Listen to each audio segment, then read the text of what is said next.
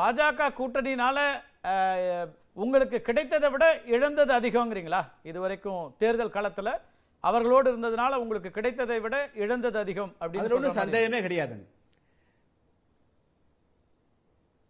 அதை நான் ஒன்றா இரண்டா சொல்றது. நான் தனிப்பட்ட முறையில் மதிப்பு இழந்திருக்கிறேன், மரியாதை இழந்திருக்கிறேன், மிகப்பெரிய தொல்லை வந்திருக்குது, துன்பங்கள் செஞ்சிருக்கிறோம். அதையெல்லாம் அங்கே மாநில தலைவர்களும் இன்னைக்கு வந்த நேற்று பெய்த மழையில் இன்று முளைத்த காளான் தலைவர்களுக்கெல்லாம் யாருக்கும் புரியாது. அவர் தேசிய தலைமை அவர்களும் இதெல்லாம் புரிந்து கொள்ள மாட்டார்கள். அதை புரிந்து கொள்ளக்கூடிய வகையில் இந்த 2024 நாடாளுமன்ற தேர்தலில் நாங்கள் உணர்த்தி காட்டுவோம். அதாவது உங்களுக்கு தெரியாதல்ல, நீங்களே நள்ளிரவில் அதிகாலை 4 மணிக்கு உங்களுக்கு பேட்டி கொடுத்துக்கிறோம் ஆச்சுங்களா? அன்று எவ்வளவு பெரிய துன்பங்களை செஞ்சிருப்போம். நீட் தேர்வு ஆதத்தில் எவ்வளவு பெரிய தாக்குதல் செஞ்சுச்சேன். 370க்கு எவ்வளவு பெரிய தாக்குதல் செஞ்சேன். அதுக்கெல்லாம் இவங்க கிட்ட என்ன ரெகனைஸ் இருந்தது, இவர்கிட்ட இருந்து என்ன இருந்தது? அதனால அவங்க எதையும் அங்கீகரிக்கக்கூடியவர்கள் கிடையாதுங்க. அவங்களுடைய ஒரே பார்வை மதம். எப்பொழுது ஒரு மனுஷன் மண்டையில மதம் ஏறுகிறதோ அந்த மனிதனால் பகுத்தறிவோடு சிந்திக்க இயலாது. அதனால அவரோடு இருந்த காலம் ஒரு இருண்ட காலம், ஒரு கெட்ட காலம், அது முடிந்து போய்விட்டது. இப்பொழுது நல்ல நான் வெளிச்சத்துக்கு வந்திருக்கிறேன். ஒரு நல்ல பாதையை பயணிக்கிறேங்க. அது அதாவது கடந்த கால நினைவுகள், அது கலைந்து போன கனவுங்கிற மாதிரி.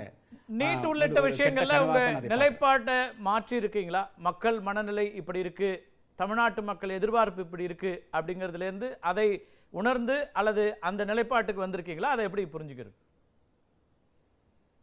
இல்ல, அதெல்லாம் இப்ப வெகு தூரம் வந்துட்டுங்க. நாட்டில் இன்னைக்கு அந்த ஒன்றை மட்டுமே பேச அவங்க யாருமே பேசல. அது வரக்கூடிய போது அந்த சூழ்நிலைகள் எப்படியோ அது இன்னைக்கு இருக்கிற இளைஞர்களுடைய இன்னைக்கு எல்லாருமே ஆயத்தமாயிட்டு இருக்கிறாங்க. தமிழ்நாட்டு மக்கள் பாதிப்புக்கு ஆளானால் அதுக்கு தகுந்த மாதிரி ரெக்டிபிகேஷன் எடுப்போம். பாதிப்பு இல்லை, அதுவே நல்லா அவங்களுக்கு நல்லா ஹெல்ப்ஃபுல்லா இருக்குன்னா அதை விட்டுருவோம்.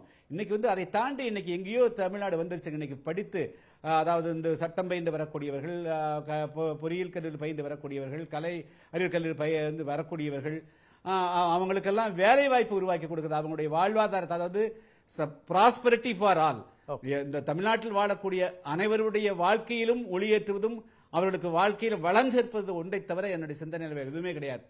அதனால நாங்கள் இந்த தென்காசியில் வெற்றி பெறுவது மூலமாக அந்த மக்கள் அந்த தொகுதி மக்களுக்கு மட்டுமல்ல, தென்தகட மட்டுமல்ல, தமிழ்நாட்டோட உரிமைக்காகவும் நிச்சயமாக குரல் கொடுப்பாங்க. ஜனநாயகத்தினுடைய இறுதி எஜமானர்களான வாக்காளர்களை சந்திக்க போறீங்க. அவர்களுடைய முடிவு இந்த முறை உங்களுக்கு பாசிட்டிவா இருக்கும் அப்படிங்கிற நம்பிக்கையும் வெளிப்படுத்திருக்கீங்க. இந்த நேரத்தில் எங்களோட இந்த நிகழ்ச்சியில் பங்கெடுத்ததுல மிக்க மகிழ்ச்சி. நன்றி. வணக்கங்க.